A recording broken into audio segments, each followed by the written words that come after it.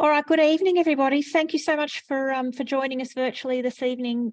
For those of you who I haven't had the pleasure of meeting or you weren't on our previous community information session, my name's Elizabeth Richardson and I'm the General Manager at Hawkesbury City Council.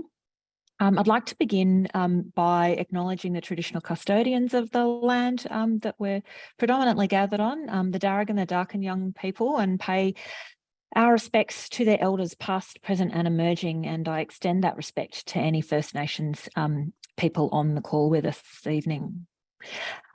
We do have with us this evening, I know a number of councillors have joined us. The Mayor, Councillor McMahon, I have seen, Councillor Lyons Bucket, Councillor Wheeler, Councillor Weigel, and Councillor Kotlash, and I'm hoping I haven't missed anybody on that call. I can also see that Mark Andrews has joined us on behalf of Susan Templeman, the federal member for Macquarie. So welcome, Mark. And we also do have a number of council staff from various departments, our project staff, our community team on the call with us this evening. So at our last meeting some time ago now, we undertook that we would come back to the community with regular reporting and further updates as we've progressed through work in the Macdonald Valley, in particular the Thomas James Bridge and the work that was necessary on Settlers Road. A lot's happened. We've kept you up to date through our weekly updates and various other channels, but really tonight's session is a chance for us to talk you through what's approaching to be the final scope of works, particularly on the Thomas James Bridge, what we expect in terms of key timing milestones, and really allow time for any questions that you might have as we move through. So I'm going to be handing over to our Director of Infrastructure Services, Will Barton, who again, most of you who were on the call last time will remember, to talk through the repair works on the Thomas James Bridge and the landslips on Settlers Road, and what our community engagement methodology will be as we work through those works, and then we'll take some questions. Do you want to kick through the next slide, Will? So before we roll through, as with previous meetings, we're using Zoom. Just like to remind you a few of what we call our house rules to make sure that the meeting flows nice and smoothly. Can I please ask that you all pop yourselves on mute while the presenters are speaking, and we'll just hold. We've got plenty of time for questions at the end, so please hold any questions until that session. Once again, would I just simply ask that you remain respectful during that meeting, and we are going to be recording this evening's session, and we're going to make that available, and you'll get an email, I think tomorrow afternoon, my team tell me, with links to where this recorded session will be made available. So without further ado, if you can all pop yourselves onto mute, and I'm going to pass over to Will Barton to commence us from here on out. Thanks, Will. Thank you, Liz, and good evening, everyone. So three broad topics or issues that we're going to cover off on tonight. The first is the Thomas James Bridge and what we're doing about the reconstruction of the embankments leading up to the bridge. The Settlers Road embankment failure, or the landslide between the bridge and Wiseman's Ferry, an advisory group, and community engagement a little more generally, as well as opportunity for next steps in Q&A. So just to set the scene, we've got two main areas that we're focusing on, or tonight's focus is for. The first is the Thomas James Bridge, which we all know, up there in at the confluence of the Macdonald and the Hawkesbury River, the oldest in use mainland bridge in Australia, 1830 convict-built bridge. And then the second site is a little further to the southeast, which is the 250 metres or so of landslide, where the landscape above Settlers Road has come down in those storms in March predominantly. So in terms of the Thomas James Bridge, I'm planning to take you through the design and approvals, a little bit about commencement and the construction methodology, and then probably most importantly, the alternative or what we've done so far in terms of the impact on access and alternative access arrangements. Now, this next slide is rather complex, and I apologize for that, but I will talk you through it because it goes to the heart of some of the issues that we're going to be discussing a little bit later on. So what you're looking at there is a plan view of the bridge. So we've got Settlers Road in that arc running through the middle of the graphic. The rectangular area in the middle is where the bridge is, and that's the creek running under the bridge. One of the features I want to point out is this grey circle dash line, which is on either side of the bridge. Now, that denotes where we have to put in a temporary shoring system while we essentially excavate down to bedrock. I'll come to the reason for that in a moment, but I just wanted to talk through and provide a sense of the scale of this construction that we're going to have to undertake.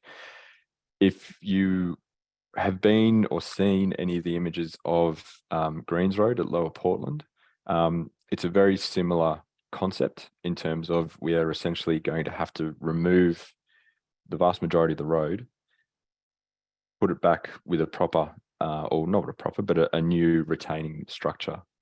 So as you can see there, at least on the southern approach, that's going to mean that the entire road at one point is going to be excavated to a depth of up to about 6 or 7 meters. And as you can probably foresee, that's going to have some pretty major consequences for access. Now, in terms of how the final product is going to look, when we finish, the ambition is that there really won't be very much difference or noticeable difference from the pre-damaged state of the abutments, that is the walls that hold up the road, and the bridge itself. The ambition is to, of course, return it back to its proper function as it was before March 2022, without any weight loading and so forth, restoring that vital access back into the valley, and particularly for that area of Settlers Road between St Albans and Wiseman's Ferry.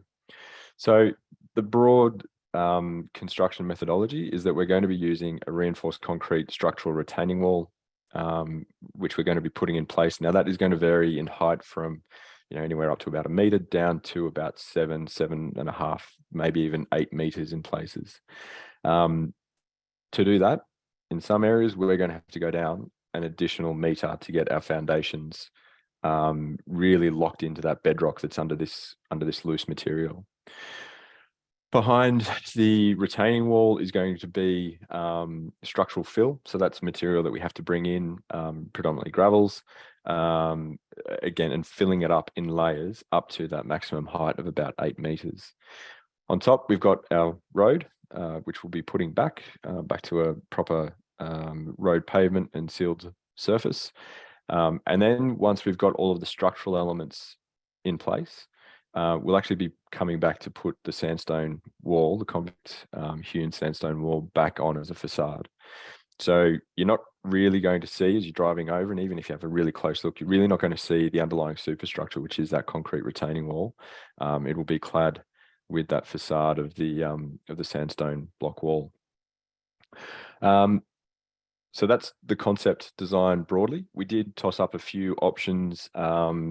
We looked at what are called soldier piles, which is essentially where you drill holes in the ground at very close distances to each other, fill them with concrete and excavate. But because of the instability of the site, the actual road would not be able to support the equipment, the plant, the piling rig that would be required for that.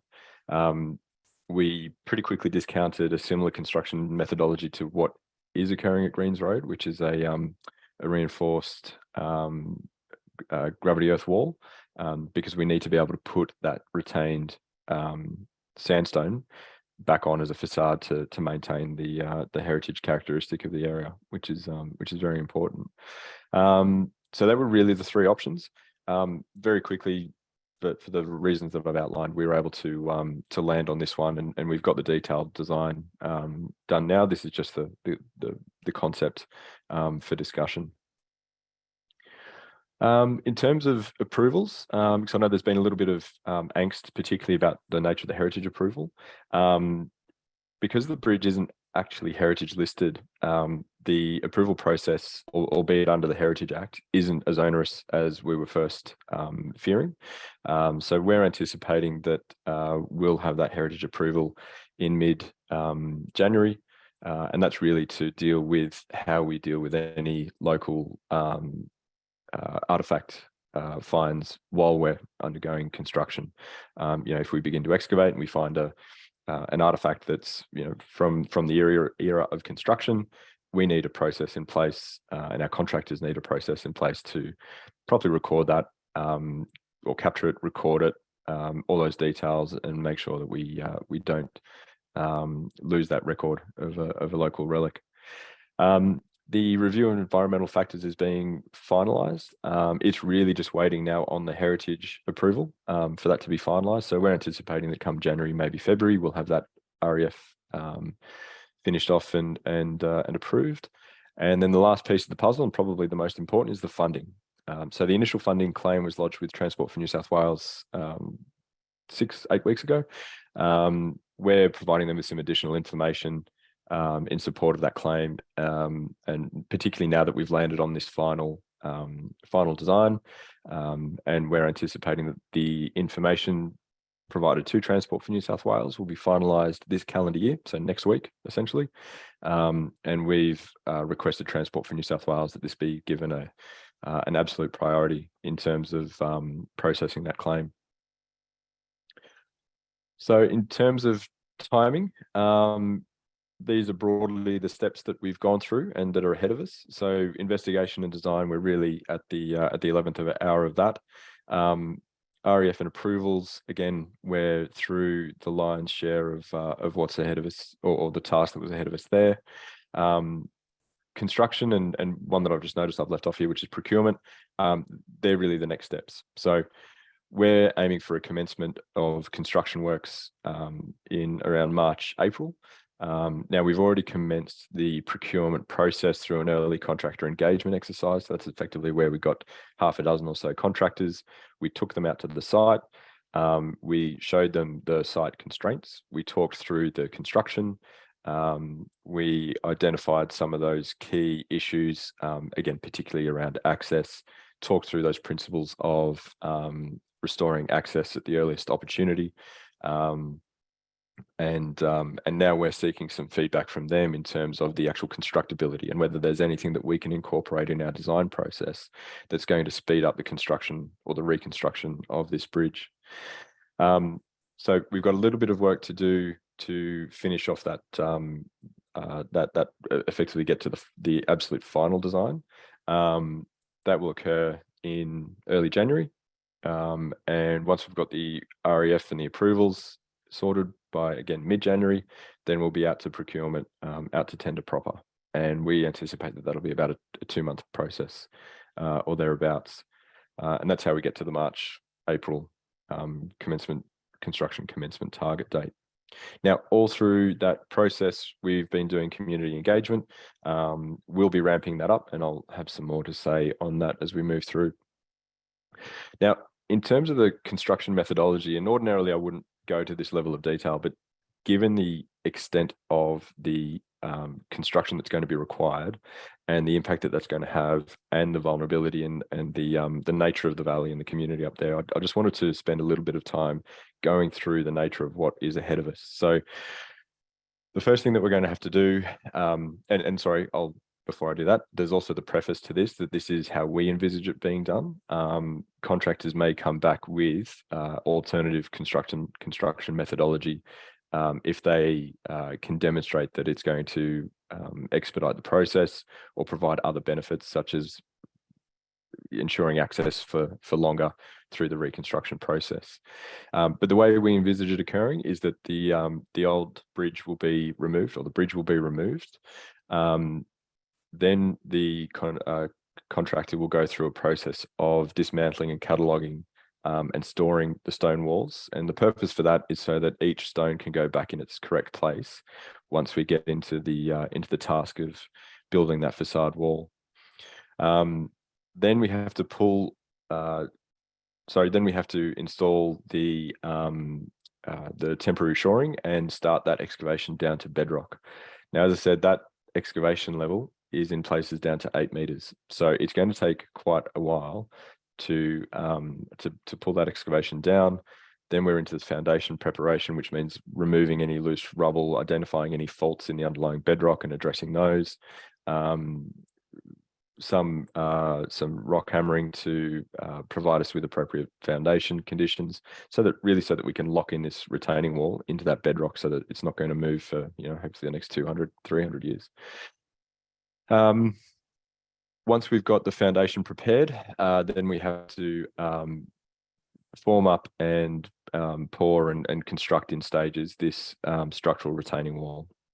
Now, that again is going to be a relatively slow process, because we can't go in and form up 8 meters in one time and do a single pour. So there's going to be a staged approach of, we anticipate a staged approach of pouring the foundations first, then pouring what we call lifts, which are nominally 1.5 meter, maybe 2 meter sections, depending on what the contractor can do, what technology they've got available to them, and their expertise. We'll bring that up, and while we're bringing that up, we're also bringing the placement. We're bringing in structural fill, so we're placing and compacting that structural fill so that we've got a really solid, reliable formation upon which we can build the pavement and the road. The pavement and the road will go down, ancillary drainage will go in. Drainage was one of the issues that caused this, so we need to get that right as well. We don't want to have any water moving through this formation if we can avoid it, because that is fundamentally the issue that gave rise to the failure in the first place, was the saturation of that material behind that sandstone wall. Then we have to put the bridge back, and then we think that the last thing will be the installation of the sandstone facade, and that's really about getting the road back open, even if it's not to the full 2-lane width and capacity, at least getting 1 lane back open as quickly as possible while they install the facade. So, as I'm sure, or as I hope you can appreciate, this is a really significant engineering job that's ahead of us. It is going to cause a lot of disruption in terms of the scale of the excavations and the construction work and so forth. And so on that note, in terms of access, it is going to be, there's no easy way to put this, there's going to be significant disruption to travel for an extended period of time. Now, we're pursuing that principle of restoring access at the earliest opportunity and trying to restore or maintain as much access throughout as possible. Ahead of all of this, I've already written to the New South Wales government asking for their assistance with alternate transport. There was a similar request made for Greens Road, which wasn't approved at the time. One of the issues at Greens Road, which we don't have here, thankfully, was that we didn't have, I suppose, a convenient parcel of publicly owned land that fronted the river and connected to the river. We have this at Walmsley Road. So our suggestion has been that it should be relatively, I won't say easy, but there aren't the same barriers in place to getting some on-water transport as an alternative, even if it is only for those vital trips for, education, work, assist with grocery deliveries and so forth. We haven't had a response, but we'll be continuing to push that heavily once everyone's back from the Christmas break. And just a reminder that the ongoing monitoring arrangements are still in place. Now, thankfully, we've had quite a dry spell, and we haven't had any major storms which have given us any cause for concern, but we are continuing with that ongoing monitoring of the bridge and the abutments. And, there is a chance, a remote chance, it has to be said, but a chance nonetheless, that between now and the commencement of the construction, that we will have to close the road if we detect any serious movement in any of those components. Now, before I move on to the landslide, I might just, I'll continue on. So that's the Thomas James Bridge. moving on to the landslide.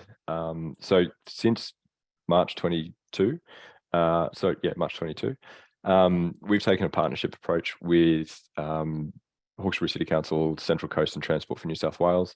I know the director at Central Coast quite well, and he was one of the first phone calls I made once we were made aware of this issue, and we've always approached it from the perspective of trying to put aside who owns what, because I'm not too sure if everyone's aware, but the boundary between Hawkesbury City Council and Central Coast Council is literally up the middle of the road and the bridge. So we own half, they own half. We've put that to one side, and in reflection of our resources, our ability to prioritize things, divvied up the work. So we dealt with the bridge initially, they dealt with the landslide. We've got some time, or we've had some time now to take a sensible look at this, and we're both of the view that it would be in the best interest of the community, given that all the residents are Hawkesbury's, that Hawkesbury takes the lead on both the bridge and the landslide. So to that end, we are finalising a memorandum of understanding, which will be going off to Central Coast probably tomorrow. And that proposes and sets out the ground rules and the legal ground rules for Hawkesbury City Council to take the lead on the restoration of the landslide, as well as the bridge. In terms of what's been done with the landslide, so Transport for New South Wales have engaged a engineering consulting firm. They've done a preliminary options analysis on broadly 3 methods of restoring access through that section and addressing the ongoing risk of landslides, rockfalls, and debris flows. The 3 options broadly are a physical protection, like a rockfall protection fence or a berm or similar on the uphill side, to protect from future rockfalls, debris flows, etc. And I forget the term, effectively a inverted bridge, as it were. So that's a structure that sits over the road and would allow any landslides to pass over the road without compromising access or hitting any vehicles. And then the third is a far more extensive meshing of the uphill slope. Now, the second option, which is this rockfall protection house, I think is the term that's being floated about. That's been essentially, well, it's effectively been ruled out because of the cost. Incredibly expensive cost. Sorry, there was a fourth option as well, which was the bridging or a viaduct, which again has been ruled out because of cost. So on the preliminary options, where so Central Coast and ourselves are looking at the rockfall and debris flow protection on the uphill side, and the meshing, which is effectively a engineered structural chicken wire that's bolted to the landslide or to the landscape, and that stops or prevents the movement of debris and boulders downhill. So that's where that's up to. Now, as we go through this process of finalising the MOU and the arrangements between both councils, and we have to bring in Transport for New South Wales into this because they're the funding body and the body that essentially approves this, we're going to review the incorporation of this project into the Thomas James Bridge project. I think at a high level, the principle that they should both be done at the same time by the same contractor is a sensible one, but we still have to be mindful that we're not the experts in this very technical construction methodology, and there may be things that we're unaware of that when we come to, again, this engagement with contractors, that there may be benefits in dealing with them as 2 separate projects. But again, there's that underlying principle of restoring access as quickly as possible and causing the least disruption to the community. So that's the landslide. Now, in terms of community engagement, we have continued with our weekly updates on Council's website. We've also recently upgraded our the method for communicating updates with an interactive map, which also gives you the ability, if you're so interested, to look at the damage right across the city. That's going to continue, these weekly updates. Pardon me. There may be a bit of a pause between Christmas and New Year and shortly after, but they are continuing. The other, I guess, key change or key development now that we're at this process is that we're going to be going very shortly out to the community for an expression of interest, or with an expression of interest, to join a community advisory group.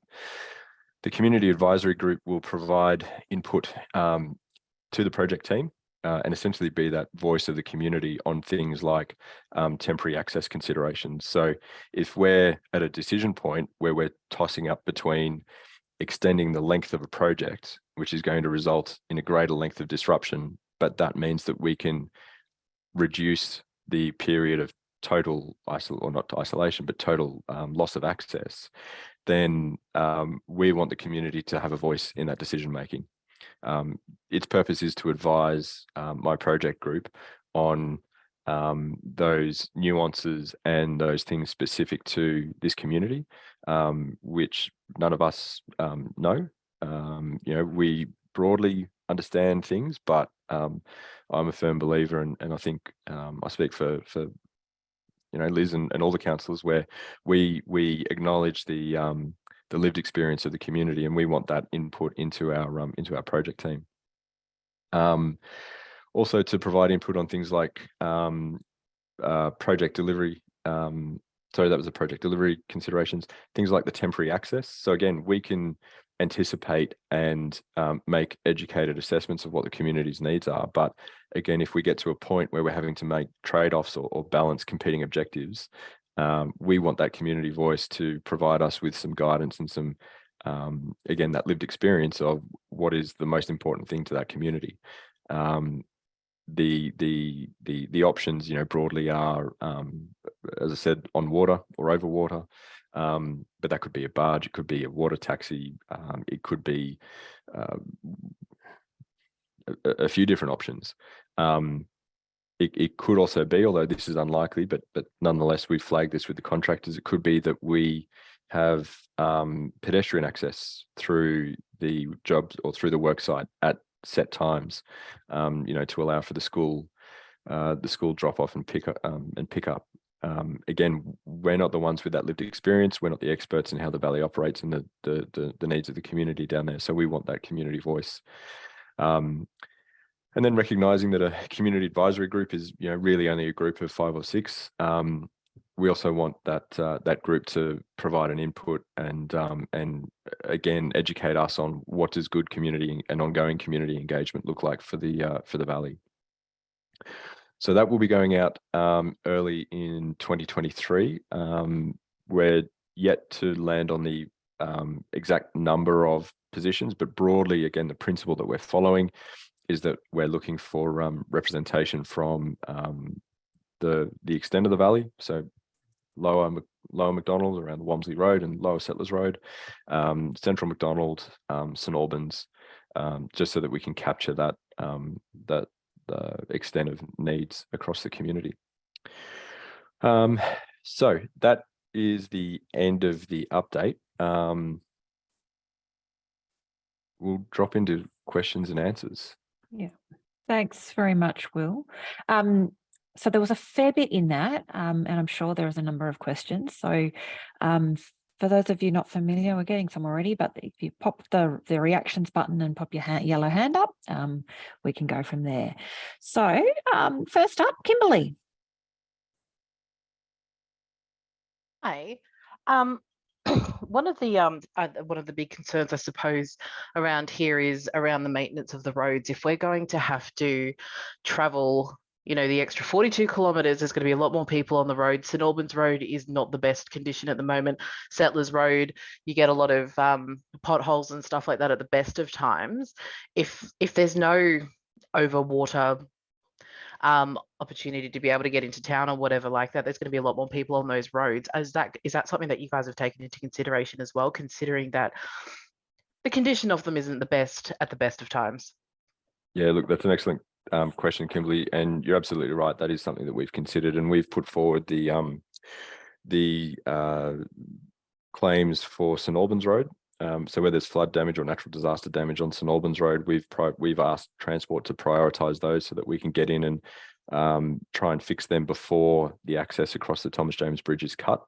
And we'll also, as we have attempted to, and this has to be balanced with the maintenance needs across the city, but as we've attempted to also with the detour for Greens Road, we have taken steps of scheduling routine inspections and maintenance runs and so forth, just to try and hold it together and keep everything on a relatively even keel while we go through this reconstruction.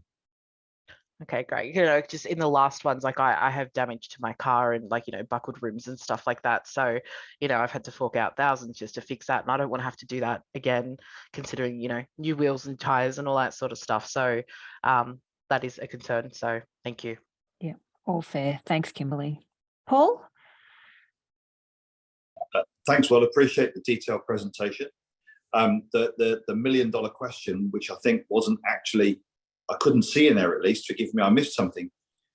How long is this whole thing expected to take? When does it start? Yeah, look, it's a difficult question to answer because it really depends on the methodology that the contractors come back with.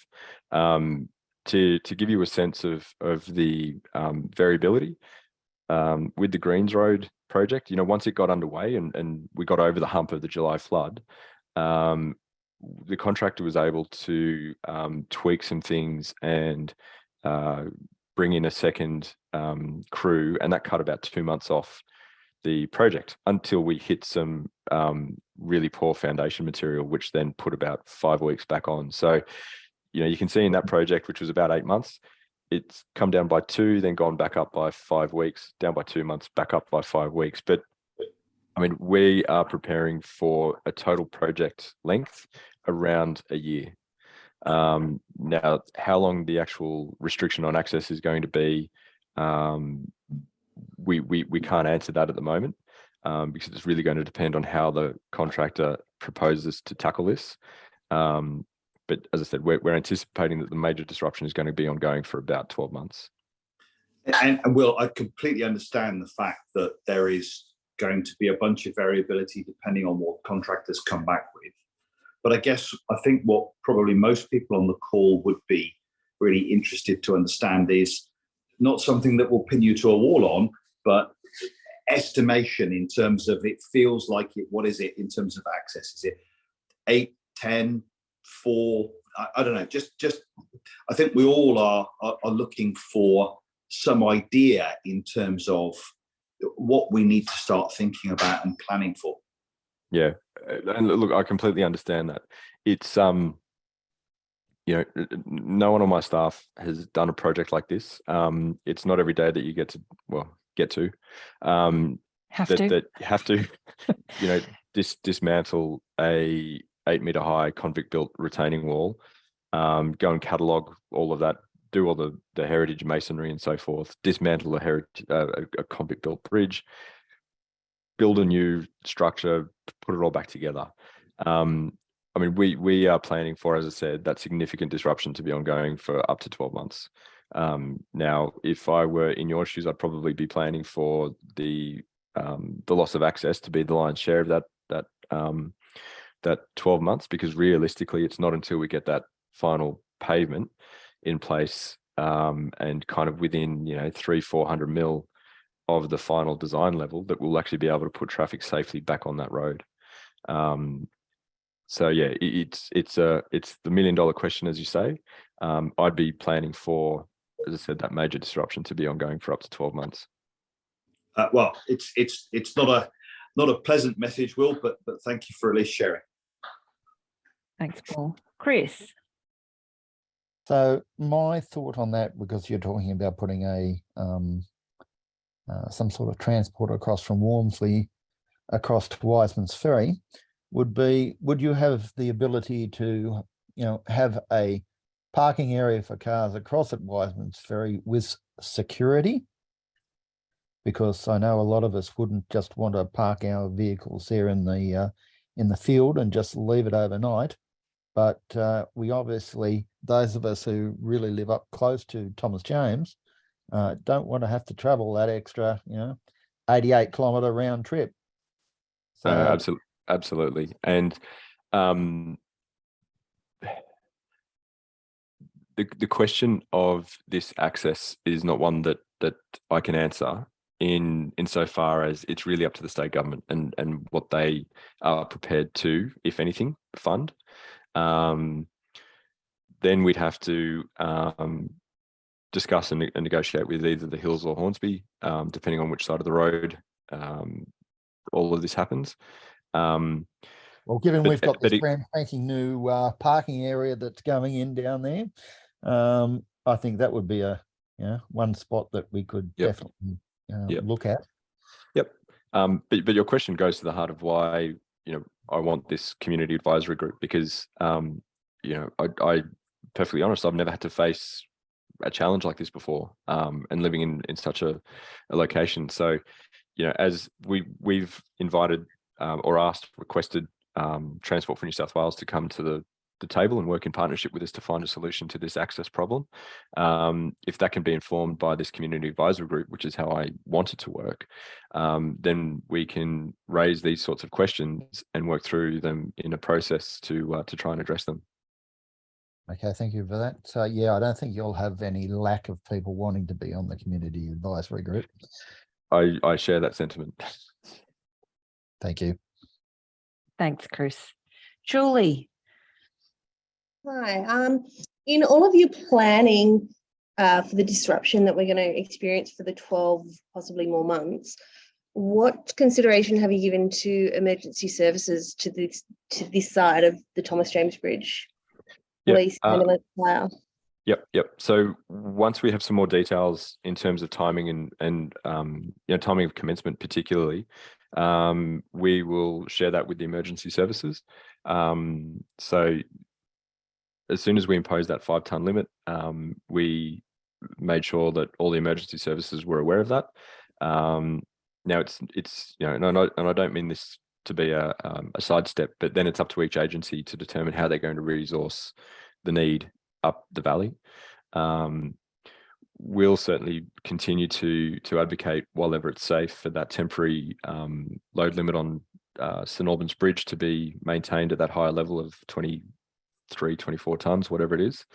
And in my conversations with my colleagues at Transport for New South Wales, I've made it very clear that I don't want there to be any reduction in that weight load until we've got the access back across the Thomas James Bridge reinstated. Thanks, Will. Carl. Sorry, just getting off here. Thank you. Will, or whoever this particular question is pointed at, you keep deferring to alternative transport up to the Transport New South Wales and in relation to funding, and then also referred back to the Greens road proposal, which they decided not to put forward any further funding for other complications that we may not face on Settlers Road or Walmsley Road. What alternative or other option is there in terms of funding should the state government decide that they have no intention of putting forward any additional funding to service the local community from a transportation point of view? The short and simplistic answer to that is that there is none. That there is no alternative funding. I mean, we would no doubt try to seek the assistance of the federal government, but the mechanism for the federal government to assist local government is the disaster recovery funding arrangements, DRFA, and that's essentially a pipeline that connects the feds to state, and the state then into local government. So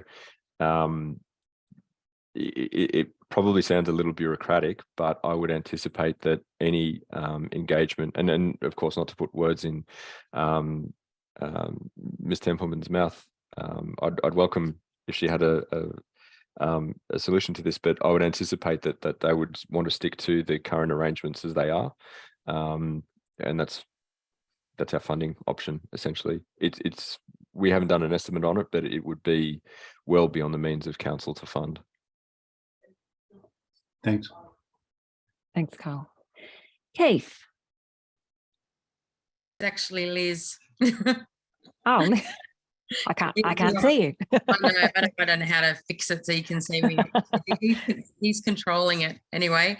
I just wanted to ask in regards to the advisory group, which is a fantastic idea, and they did talk about that when Sarah came down to Walmsley Road, and I think that's the way to go. The only thing I wanted you to consider is that majority of St Albans people don't actually come down through Settlers Road to go to the ferry. They've got tarred road on the other side, and they come across usually down at Webbs Creek. Even those that are on like our side of the river, they go across the bridge on our side, they tend to do that extra 5 minutes, go up across the bridge and come down. So if there's only going to be 5 or 6 spots, I just really want you to consider really honing in on the actual areas where the residents are coming this way, because that's who it's going to affect. I'm not saying St Albans people don't have an opinion, and they've probably got some great ideas, but a lot of them are not directly going to be impacted by the closure. Yep. No, thanks for that, Liz. Yeah, thanks, Liz. Appreciate that feedback. That's good. Thank you.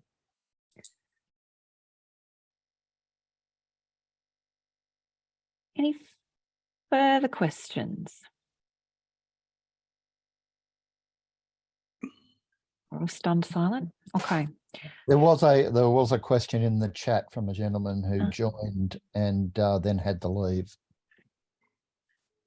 I've got Paul back as well. Paul, do you want to do that while I've got the Sure. I guess given the potential significant impact in terms of time, has there been any thought? Because obviously, probably the most affected is the lower end of Settlers Road and Walmsley Road, because we have the furthest to go if we wanted to go all the way up to St Albans back down the other side. Has there been any thought given to an access from one side of the Macdonald River to the other, rather than sort of bringing it all the way down through into Wiseman's Ferry? I guess I'm just trying to work out what the potential alternatives are and how viable they are and how easy they would be, because at the moment this does sound like a bit of a nightmare. Look, it's yes, they've been floated. We haven't landed on any particular solution or single proposal for alternative access. And again, I don't have the expertise to set up a temporary ferry service or water taxi service or a barge service. And it's not a small undertaking either. There's a whole lot of implications that we need to think about, predominantly from an engineering perspective, and that's why I've asked or requested the transport, or actually more generally the state government, but through transport predominantly and Public Works Advisory, that they come in partnership with us, explore this and try and find a solution. The first hurdle we have to get over, though, is for them to agree to fund it. There's no sense in going and finding this U-Butte solution, whether it's from Walmsley Road to Wiseman's Ferry or a temporary crossing further up the Macdonald, if the state won't fund it. Yeah, thanks, Will. So I guess the answer is put pressure on state MPs wherever possible. Possibly. Cassie? Hi, can you hear me? Yeah, we've got you. Yeah, sorry, hi. I'm just wondering, considering this is going to be, as you're all sort of saying, at least a good year, are the council looking to maybe not increase our rates for maybe 12 months, considering that we're only got the one road in and out? I'm probably the best person to take that question. Look, council doesn't have the ability in law to waive its rates.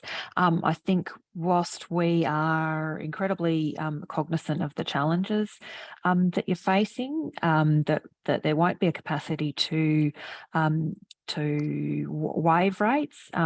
Where there have been challenges around payment of rates for flood affected properties. We've got appropriate processes in place for the deferral of rates, and equally where we have services or properties that don't have the ability to access the usual domestic waste and garbage services, we do have the ability to have a look at offsetting some of those costs, Kathy. Okay, thanks, Liz. Just before I jump back over to Carl, the question or commentary in the chat, Will, was about just making sure the Bailey boys look after St Albans Road with the maintenance. So I think you've probably covered that one earlier. Yep. And then there's another question in the chat about when the application was made to state government. So Yep. I'm assuming that's the one to do with access. So I wrote in mid-November, so about a month ago, around that request. Thanks, Will. Carl again? Thanks. Given the window of 12 months we're now looking at, and I just had a light bulb moment because I just had to fork out $1,300 just for some water to be delivered over the long trek instead of coming through over the bridge. And obviously that changes a water cart delivery from about $160 to the current rate of $380 per load. Now we're talking now a period of 12 months, and all of a sudden I went, okay, so that's water that's going to be nearly double. What other services trades or other things do I normally call upon in that period that are currently coming across the bridge that, as of this work commencing, will no longer come across the bridge? And getting services to our region is a challenge enough.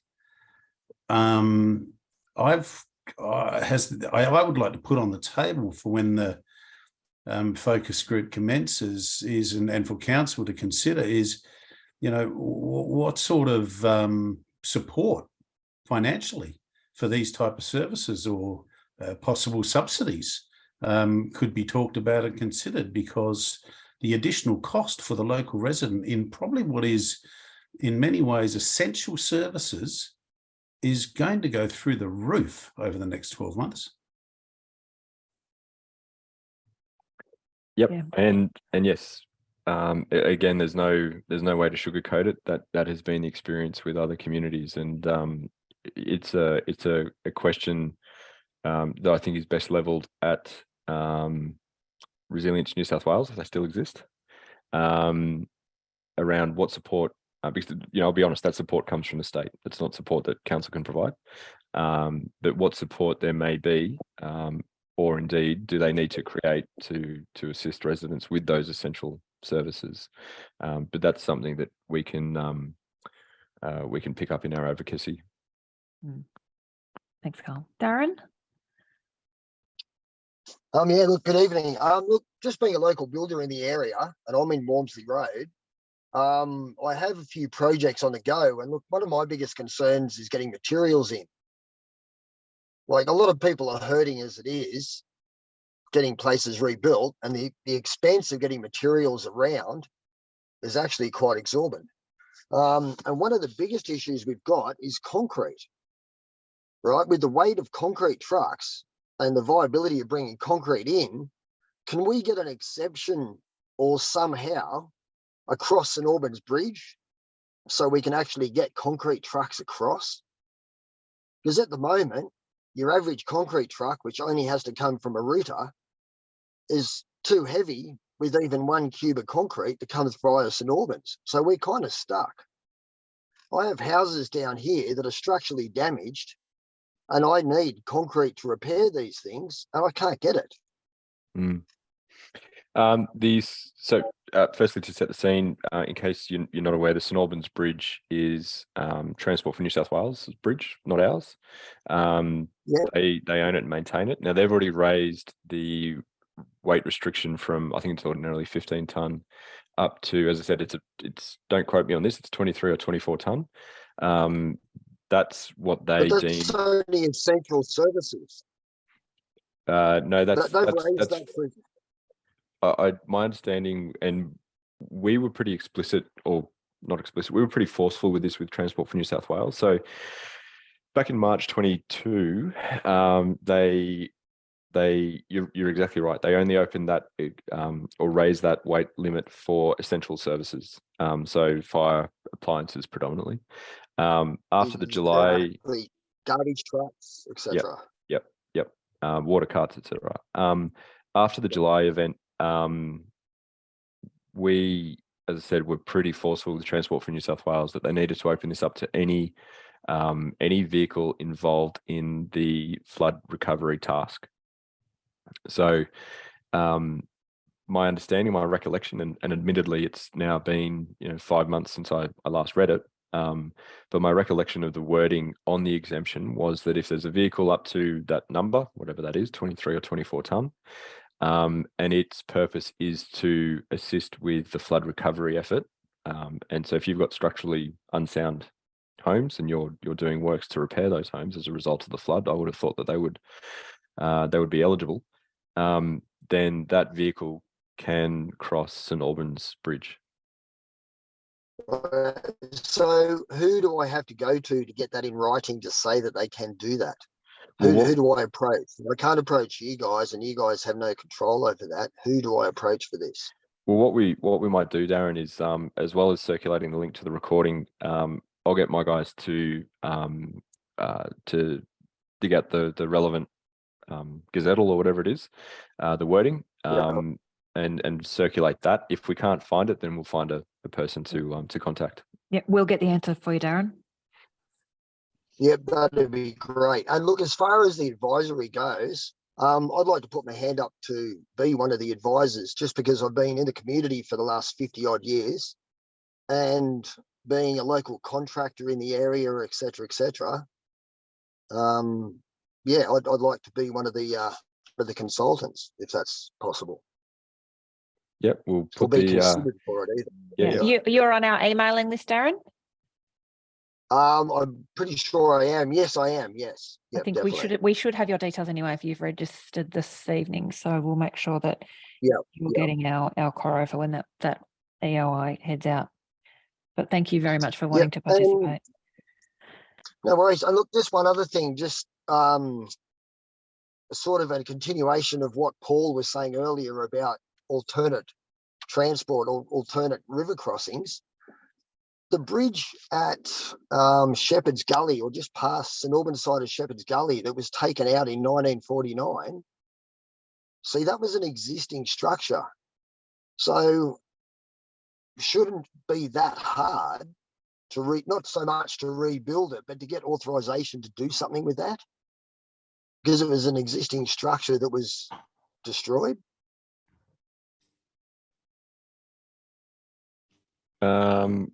Okay, we'll take that on advice, and yeah, that will be part of the search for a potential solution. But as I said, that first question is really, is the state going to fund this? But if the suggestion is, Darren, that we rebuild a bridge that existed once upon a time, I think we're going to get caught up in a whole lot of regulatory red tape around approvals and designs and all of that sort of stuff. Yeah, and to add, and to add to that, realistically, to design and construct even a temporary bridge, just for light vehicles in that environment and in that location, you're talking 18 months process. So we'll have this finished before we commence. Before we can do anything on that as well. Yeah. I think Upper Colo took us nearly 12 months or more to get out of the ground on. So I think that's probably a fair estimate. No worries. Thank you. No, thank you. There's another question in the chat from Maureen, or actually, I think it's a comment about the cost. Yeah, the increasing costs. So yeah, all fair. Okay, well, any further closing comments from you, Will? No, I don't think so. Look, I've had to deliver this sort of a message to a few communities now, and I take the approach of ripping a band-aid off and calling a spade a spade. So I hope that has been received in the way it was intended, in that, you know, to be clear is to be kind. There's no sense from where I sit in trying to placate or dance around these sorts of difficult issues. And, you know, our commitment, as I said, is that we're going to work with you to the greatest extent that we can to minimise the impacts of this. But the reality is that we have to rebuild this, and this is what happens when we have to rebuild such structures in such locations. So, you know, really appreciate your time tonight. Look out for that information that's going to be circulated in the new year, and we'll continue to get on with it. Yeah. Thanks, Will. Without notice, Mayor McMahon, did you want to say a few words? Yeah, thank you, Liz, and thank you to Will as well for your very detailed presentation. And I do want to say thank you to every community member who has given up their night tonight to hear what's going on. And I do want to thank the staff for being so available and so open and so transparent with such a big project that we have coming up. And unfortunately, from the last couple of big projects we've already done, the staff do have that experience in how to handle this. I think mostly from tonight, sitting here listening to the scale of the project and of course the questions coming from everyone in the community, I really do like that we have been able to have a very sensible and a very mature discussion tonight. I want to thank you everybody for being so cooperative and understanding that we wish as council we weren't in this position, that we really didn't have to be rebuilding this entire bridge and fixing this landslide. And I just want you in the community of Lower Macdonald to know, since I've been mayor, obviously coming out that way and engaging with you face to face, our intent is to engage with you as much as we can throughout this entire process. The community group is something that I know will work, and your feedback is essential to making sure that you feel part of this whole process.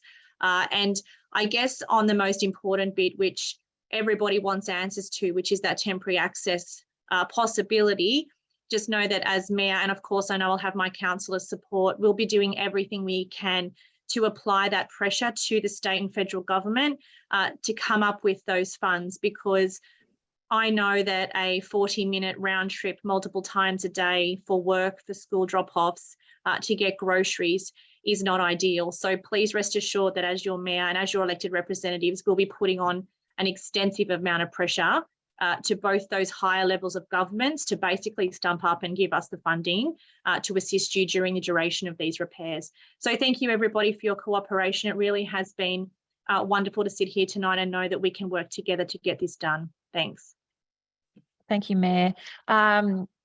Wouldn't be a session without our wonderful Liz Murphy just reminding us that peppercorn recovery services are operating over the Christmas period and right throughout the construction process. I think we're still, I've got a long, no pun intended, long road ahead on this, and we're council's certainly committed to working with the Macdonald Valley and its community as we work our way through this. So watch out for tomorrow's email with the link to this recording and continued updates. And in the meantime, everyone, please have a safe and happy New Year. So take care. Oh, Nicole. Yeah, hi. Sorry to come in last minute. Just quickly going back to with the temporary access and things, I'm sure that it has been mentioned, but I'm a school mum, so I probably speak on behalf of all the school mums down here. I'm just hoping that that's been taken in, put forward to take consideration for parents trying to access students for pickups and drop-offs, or excuse me, in emergency situations, if a child's sick or has an accident at school or things like that.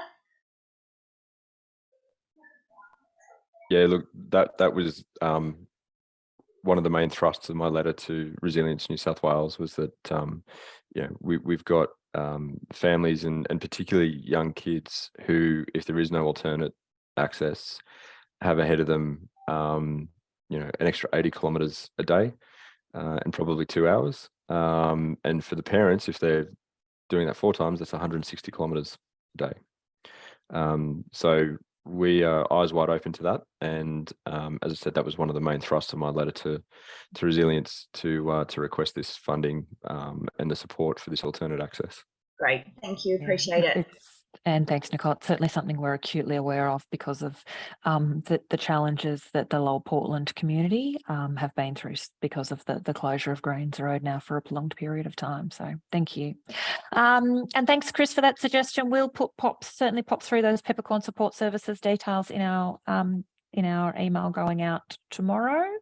And as I did close again, once again, have a safe and happy new year, and we'll keep talking to you. All right. So thank you very much, everyone. Really appreciate your time.